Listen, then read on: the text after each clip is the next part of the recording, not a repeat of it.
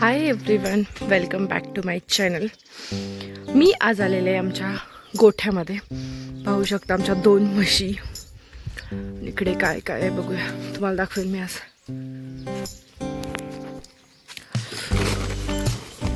Specially मी आली ह्या गोष्टीसाठी. खूप सारे नारळ.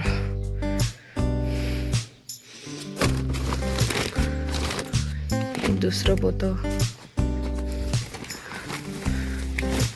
3, 4, हे 5. खूप सारे नारळ आहेत. हे सगळे नारळ आहेत. आजच काढून आणलेत, त्यामुळं मस्त आता नारळ पाणी पिणं 1-2 महिने तरी. गावाकडच्या गोष्टींची मजाच वेगळी. हे शहरामध्ये कधीच नाही मिळणार.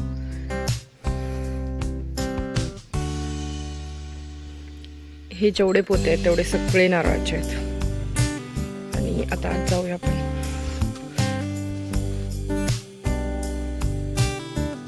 हे लवकर सरकतच नाही.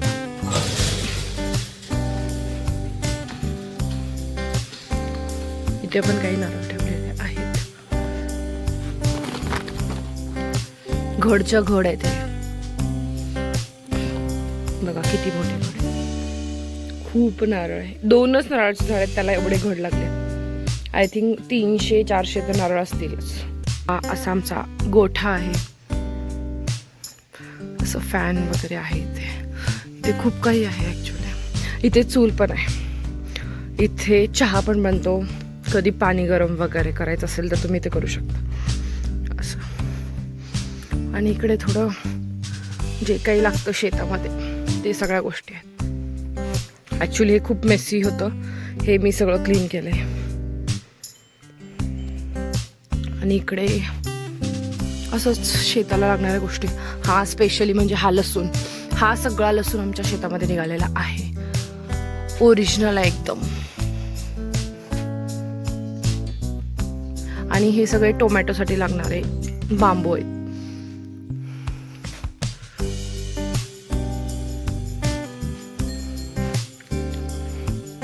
माझ्या 2 सुंदर्या इथे, एक बसली, एक थांबली. आणि इकडे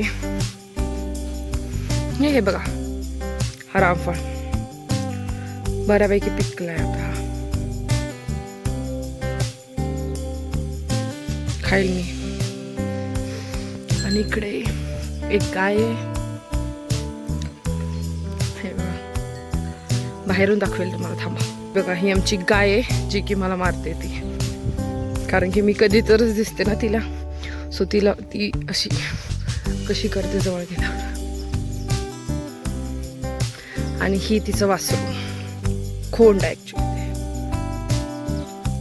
आणि हे 2 त्या म्हशींचे पिल्ले आहेत. हे एक आणि हे एक. आणि हे अजून एक खोंड आहे.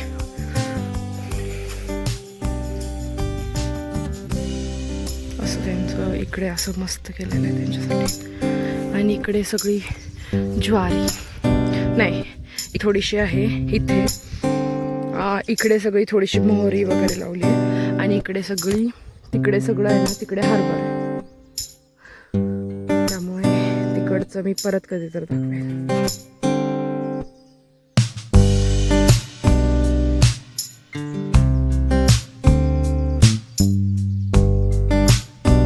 शहरामध्ये हे सगळं बघायला मिळणारच नाही. आणि इकडचं वातावरण एकदम भारी. मला गावाकडे राहायला खूप आवडतं. बिकॉज बघा ना, प्रत्येक गोष्ट एकदम व्यवस्थित, मस्त, नॅचरल. जे काही आपण खातो पितो वगैरे ते सगळं नॅचरल असतं. आणि तेच शहरामध्ये म्हणतात. म्हणजे असं मी म्हणत नाही की शहरामध्ये राहणं वाईटच आहे, पण एक गावाकडची लाईफ एकदम मस्त. मला तर फार आवडते.